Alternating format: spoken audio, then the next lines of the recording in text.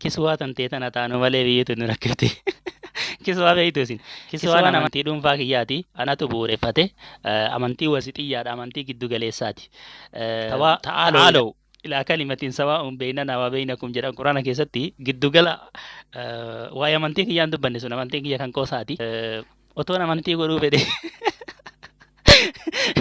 otoon amantii kana kan dhugaa godhuu fedhe hordoftoota baay'ee argachaa jira. Dhugaa isiniin jedha. Mee dhiisaa.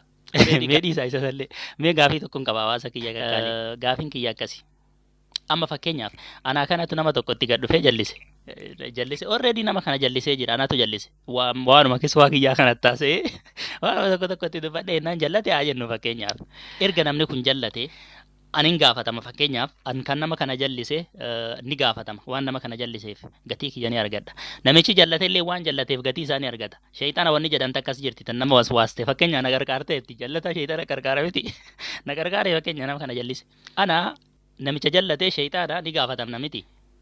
Rabbiinoo gaafatamaa kana keessatti dhugaadha jechi kun ni ulfaata. Astaghfirullah yaa rabbi. Fakkeenyaaf akkuma fakkeenyatti maaliif kun dhagahama beeyta nama kana kan jallisu rabbii guddaadha. Kan jallisuus kan qajeelchus rabbii guddaadha. Isa sallee dhiisi. Mee fakkeenyaaf namni kun beekaa jallate haa jennu rabbiin hin jalleefne beekaa jallate haa jennu. Rabbiin kana keessaa qooda hin qabu. Qooda hin qabu jechuu dandeenya dhibbaan dhibbatti. Akkami qooda hin qabaanne fakkeenyaaf an nama kana fuudhee bakka nama kanaatti gaffiduu kiyya. Anaa jallataa kana fuudhee nama kanatti fiduu keessa rabbiin qooda qaba moo hin qabu? Sheeyxaanaa kan armaan na dhufe. No sheeyxaanaa miti. Akka nama kana gad dhufu kan godhe rabbii guddaadha.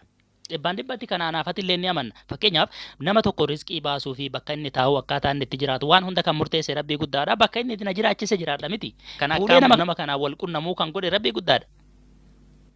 Itti dhufe akkan itti haasa'u kan godhe isa. Qalbii isaa illee sumannaa waswaase sheeyxaana ani sheeyxaana kanallee guddaa rabbii wal qixxeessuun jaaladhu maaliif jennaan an dhugaan isiniin jedha rabbii guddaa isa dachiif samii kana uumeen ala waan tokko jira kan waa jallisaa kan rabbii immoo koraati jira jechuun natti hin tolu. Sheeyxaanni ni jira garuu humna gas geettota namaan jallistu hin qaba jedhee anutu argeeyyutti namanu wanni rabbii kanaan dorgomu hin jiru jedhee nama naan. Qalbii nama kanaallee akka inni na dhaggeeffatu gurra nama kanaa akka inni naan dhaggeeffatu kan godhe rabbii guddaadha. So kanaafuu rabbiin guddaanis ni gaafatamas keessatti moo isa namni gaafatu hin jiru jennaan anuma gaafatee dhiisa jettee addaati. Ani kanaaf waa'een amantaa yeroo hedduu gaafii natta'a.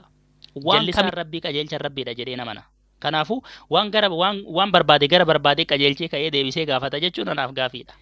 Waa'ee amantaatiin wal qabatee wanni hedduu wanti na dhaga'amuuf maal seetan. Amma mee rabbiin amantii tokko qofa qaba. Barbaachisummaan dhala namaa amantiidha. Amantii rabbi bira dhugaa taate takka qofa haa jennu. Fakkeenyaaf kiristaana yookaan musliima haa jennu. Mee takkuma haa fudhannu. Musliima keessaa fudhadhu mee fakkeenyaaf. Amantiin dhugaa rabbi biratti amantiin dhugaa takkattiin muslimummaa qofa jedhee yoon kan fudhadhu ta'e addunyaan tun har'a bileena 8 qabdi. Sana keessa bileenni 2 qofatu muslima. Bileena 2 qofa kan muslima ta'an. Sana keessa iyyuu musliminuu bakka meeqa qoodamee jira. Mee itti dhiisi. Warri muslima ta'an hundi jannata seenanii haa jennu. Maaliif jennaan amantiin rabbii takkattiin dhugaa jannata islaamummaa qofa waan ta'eef. Warra achirraa gadafanii mileenni 6 hundi isaaniitu azaaba seenan. Akkamitti ta'uu danda'a? Rabbiin kun harka isaatiin waan barbaade uume gara barbaadee qajeelchee maatii jallatoo keessaa nama tokko uume fakkeenya maatii jallatoo haa jennu maatii islaaman taane keessatti nama tokko uume yeroo daa'imummaa isaatti maatiin isaa ammoo gara barbaadaniitti isa qajeelchan akka abbaan barbaade achirraa jijjiiruu isa hin dandeenyetti gara barbaadaniitti isa qajeelchanii gadhiisan. Sanaan booda amantaa barbaade yoo itti namni sun dhugaadha jedhee waan biraan fudhatu. Kan inni fudhatu amantii sana qofa waan ta'eef waan hayyoon irra guddifte san amantii hayyoo sana qabatee du'aa jechuudha. Wanni barbaadetu waan barbaadetti himte amantii dhugaatu jira jedhee gamaa gaman otoo hin millatin gaafa inni guddatellee waanuma hayyoo fi abboon isaa itti himte sana mirkaneessanii fi duraanuu haadha abbaa sana baay'ee kabajaa baay'ee amanaa waan isaan jedhan dhibbaan dhibbatti amanaa namoonni biraas dhufanii mirkaneessaniif warri akka qeessotaa yookaan sheekotaa yookaan abbootiin amantaa yoo inni deemu naannawa isaatti hiriyoonni isaa waanuma kanatti himani waan haadha abbaan isaa itti himte san waan sana dhugumatti mirkaneeffate wanni sun dhibbaan dhibbatti dhugaadha sana malee kan biraan jiru jedheetti amanee jira namni kun otoo kanaan jiru du'a.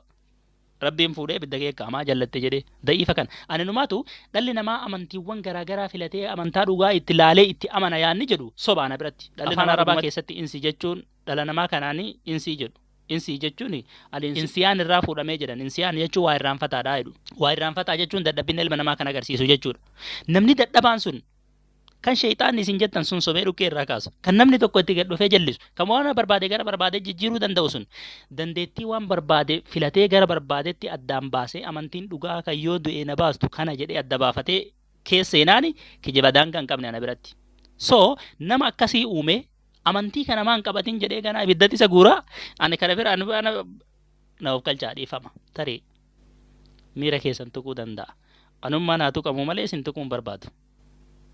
hundaafuu itti yaada. Warri na jala laaltanii jallatan. Ani gannam seenuu hin barbaadu billaa aleekum indaatu jallatu naan ta'e. Jallinni hamaa. Shan Abdullah dhaggeeffatin waan sanii irratti. I'm serious. Dhugaan isin hin jedha.